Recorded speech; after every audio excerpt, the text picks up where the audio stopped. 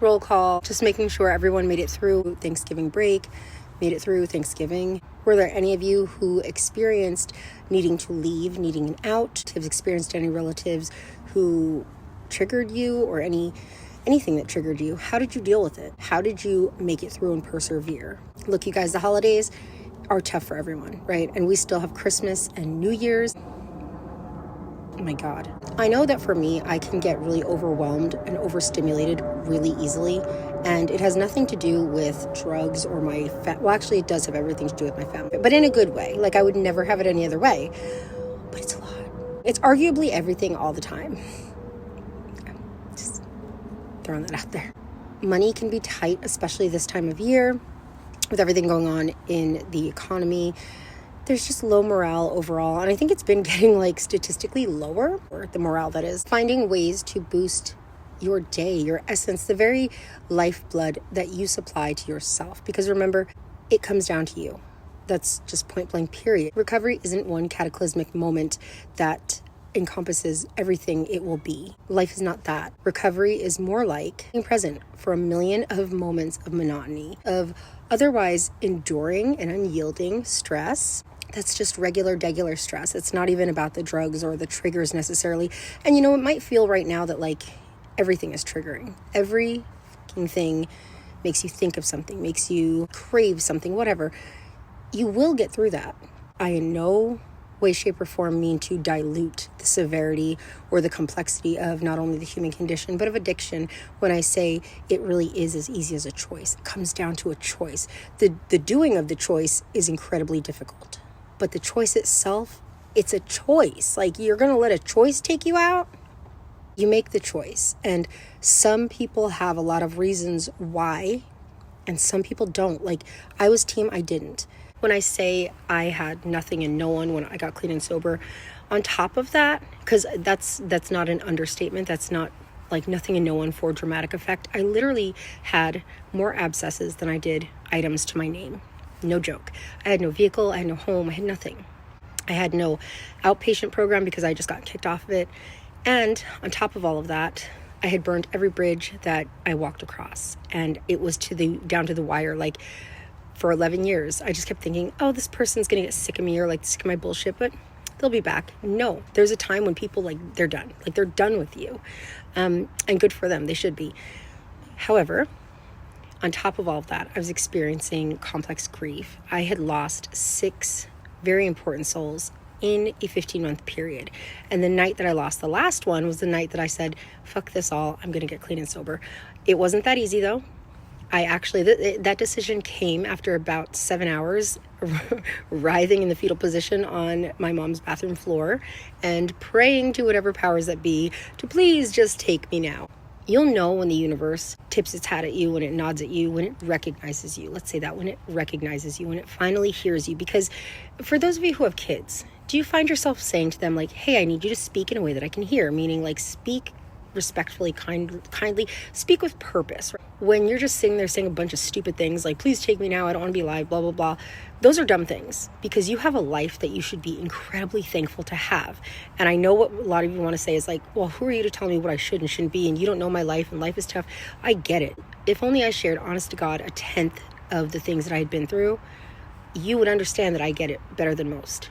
I choose to share certain things specifically relevant to what we're talking about because there's a fine line between sharing and what can be taken as glorifying or romanticizing. And I am not willing to cross that line. That is non-negotiable. As they come up and as they pertain relevancy, I will absolutely share. But I'm just saying this to say, I get it. I was that night years old when I discovered that rock bottom had a trap door.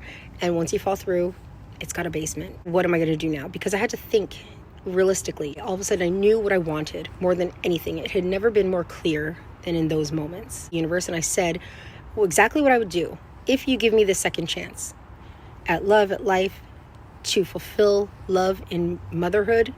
I will never, and I went down a laundry list of things that I would never do, and I haven't. 9 years almost, and I have kept that on my life, on my children's life, on my husband's life. I have kept that so close to me and so withstanding.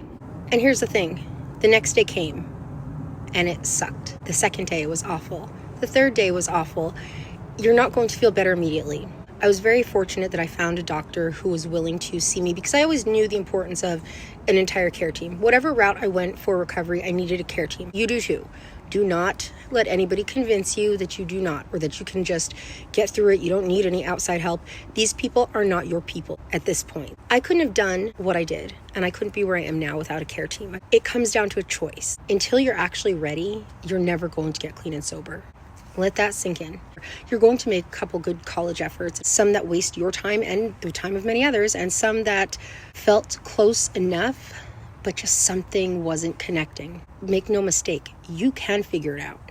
Do not fall for that whole, you are powerless. You are powerless to addiction. You need to give up all of your power. Please do not fall for that. That is one of the most dangerous thought processes. If there's one thing I know, you are powerful. You are more powerful than you believe. You are more powerful than you have shown yourself to be in these recent times, but you are everything you need. You're all you've got and you're all you need. Believe that. I was fortunate that I chose to stay the course. And within a year, everything in my life had changed and I had gotten everything I asked for. And it just kept going that way. For this very specific leg of your journey, you're not powerless. You're not powerless. That's a really good distraction, and that's a really good way to set yourself up to fail and to ease that failing. Your demons, you're all that. Stop. Take responsibility.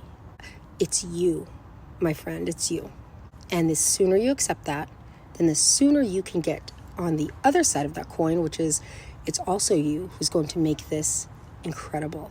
You're going to do the turnaround. You're going to fight.